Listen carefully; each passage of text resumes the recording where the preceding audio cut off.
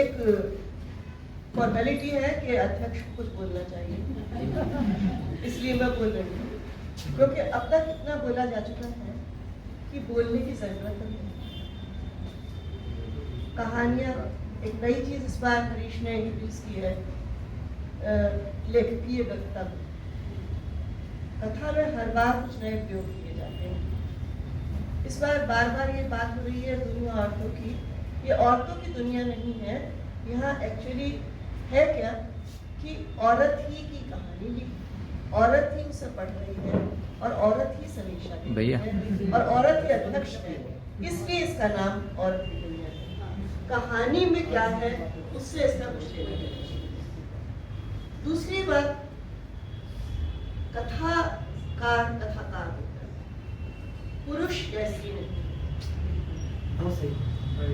कथाकार एक संवेदनशील व्यक्ति होता है जिसे कोई चीज, कोई खबर, कोई दृश्य, कोई व्यक्ति मत जाता है, उसको झकझोरता है, मन में अंदर से इच्छा होती है कि इसके बारे में कुछ कहे, और कहते हैं तो बहुत से तरीके हैं, रिपोर्टाज है, लेख है, खबरें हैं जो अखबारों में आती हैं, कविताएं, उपन्यास है, लेकिन कहानी एक ऐसी विधा है जो मन को जब मथता रहता है तब मन से कुछ निकलता है, वो जो नवनीत होता है, मक्खन होता है, वो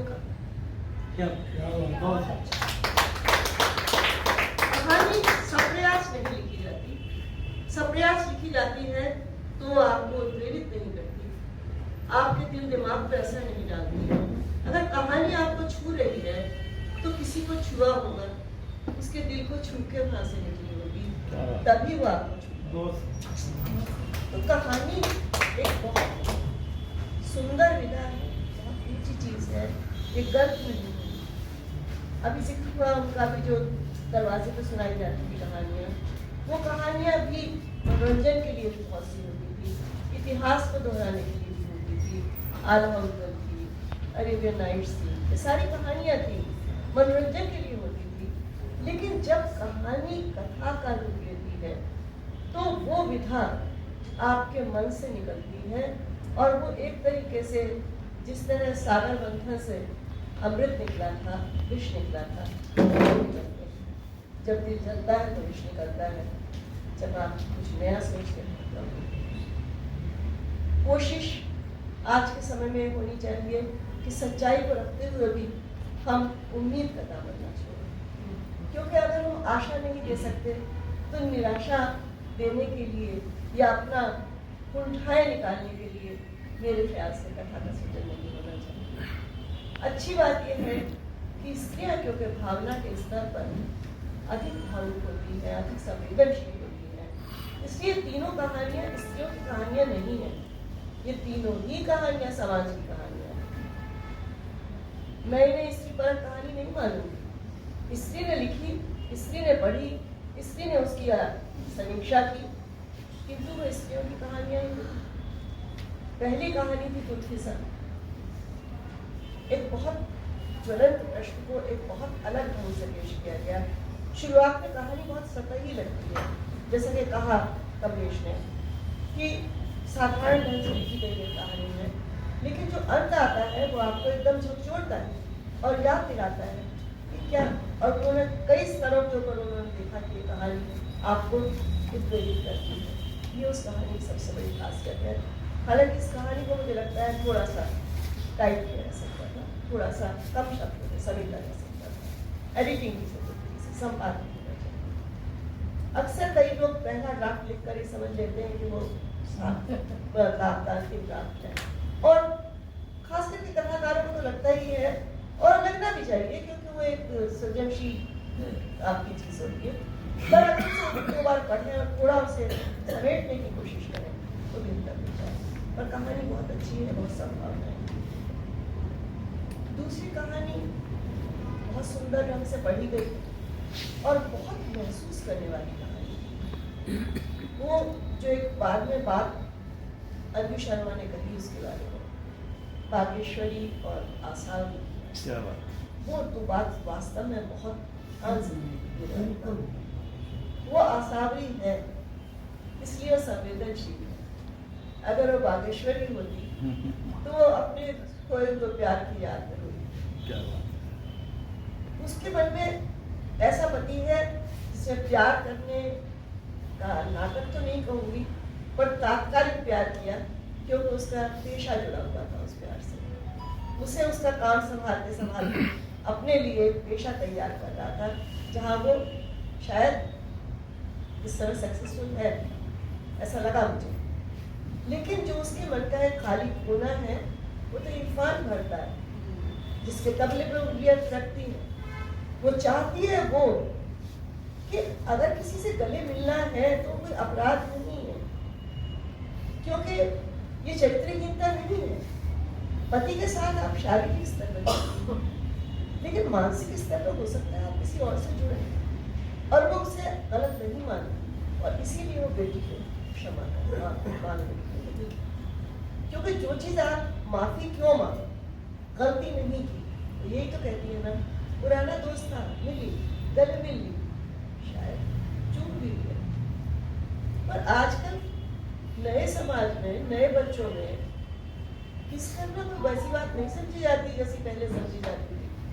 तो अगर एक कर लिया तो कर लिया, समझो एक पल था, तुमसे बेवफाई नहीं, और वो व्यक्ति समझता है इस बात को, क्योंकि चुप भी सबसे बड़ा जवाब।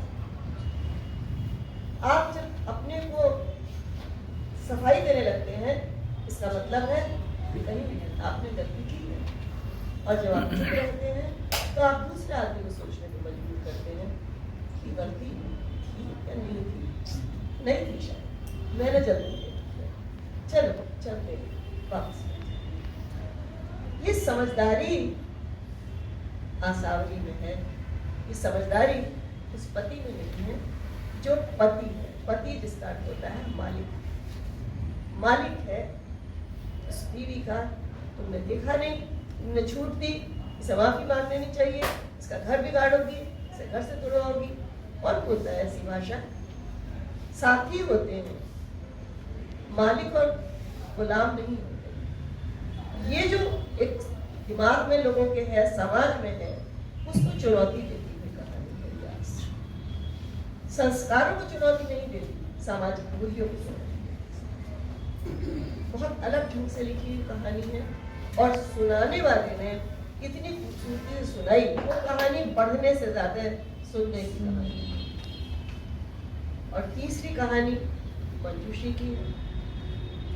मंजूषी ने दुनिया देखी है, और दुनिया देखी है, उसके बदलते हुए रूप देखे हैं।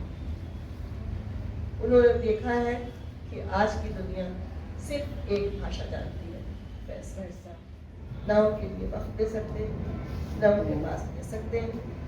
तो ऐसे में एक नया काम उभर के आया है, केयर टेकर। तो आया, बुला दो, माता जी है। अब माता जी कबाड़ तो है नहीं जो घर के बाहर फेंक दी जाए, और अगर फेंक दी जाए तो बदनामी होगी।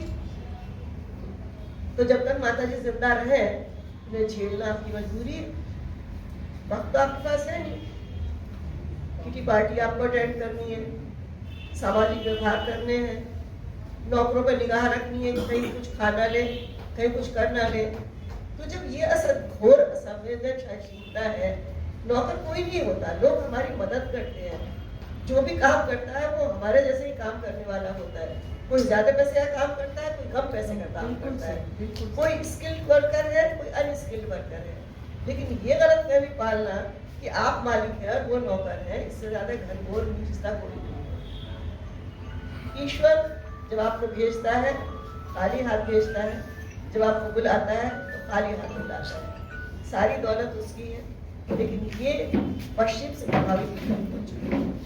मंजूषी कई स्तरों पर याद दिलाती है ये जो है गलत है, पर है, इसे अस्वीकार किया जाना चाहिए। क्योंकि असली केयर टेकर कौन है यहाँ? मम्मी, जो अपने बेटे की गलती का प्रायश्चित बहू का साथ देते हैं, वो है केयर टेकर। वो किसी पैसे के लालच में नहीं कर रही है, वो जानती है उनके बेटे ने गलत किया है, अपनी बहू को बेसहारा छोड़ा है, बच्चे को बेसहारा छोड़ा है, और उसकी प्रतीक्षा करते हुए भी, क्योंकि माँ तो प्रतीक्षा तो करेगी, प्रतीक्षा करते हुए भी अपनी बहू के साथ है। और क्योंकि हर व्यक्ति असंवेदनशील नहीं होता, पुरानी पीढ़ी और नई पीढ़ी, रोजी और पूजा दोनों के बीच अंतर है। रोजी खुद अपनी सेवा करवा रही थी, इसलिए उनका केयर टेकर के लिए अलग ढंग का व्यवहार था, और पूजा पैसा फेंक के अपनी सास के लिए करवा रही थी, इसलिए उनका कहानी सिर्फ केयर टेकर नहीं, पीढ़ियों के अंदर बदलते हुए सामाजिक परिवेश और पैसे की सुप्रीमेसी, सबकी कहानी है। मंजूषी ने बहुत अच्छी कहानी लिखी है, बहुत दमदार कहानी और बहुत पुस्तकों के साथ। तो तीनों कहानियों का चयन बहुत अच्छा हुआ, और ये मैंने स्त्रियों की कहानी ना मान के मैं बदलते हुए सामाजिक परिवेश की कहानी मान। दुनिया बदल रही है, कहानी का ढंग बदल रहा है। पुरानी कहानियां असंगत नहीं हो जाती, पुरानी कहानियां किसी भी तरीके से भुलाने लायक नहीं है, क्योंकि पहली सीढ़ी पे पैर रख के हम दूसरी पे पहुंचते हैं, दूसरी पे रख के तीसरी पे, और तीसरी पे चौथी पे। बदलते परिवेश में चीजें बदलेंगी, पर लिखी जा रही है अच्छी कहानियां लिखी जा रही है, ये इस बात को परिभाषित करता है। हरीश बहुत बधाई के पात्र हैं कि वो ऐसा आयोजन करते हैं। कुछ दिन पहले हरीश ने और बाकी 3 लोगों ने मिलकर बहुत बड़ा आयोजन किया था कथा का, मुंबई विश्वविद्यालय में। दुबला जी उसका पार्ट थे, और जोधा भी थी उसमें, ये थे हृदय स्वयं उसमें थे, कई 4-5 लोगों ने मिलकर किया था बहुत बड़ा 2 दिन का आयोजन, 4 सत्र थे उसमें, और हमने कितने 46 लेखकों को सुना था उसमें। सुना,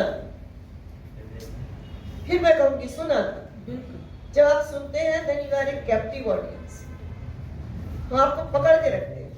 कुछ लोग भाग रहे थे इसमें भी, कुछ जो बात कर रहे थे, पर्चे इधर उधर कर रहे थे, लेकिन ज्यादातर लोग सुन रहे थे।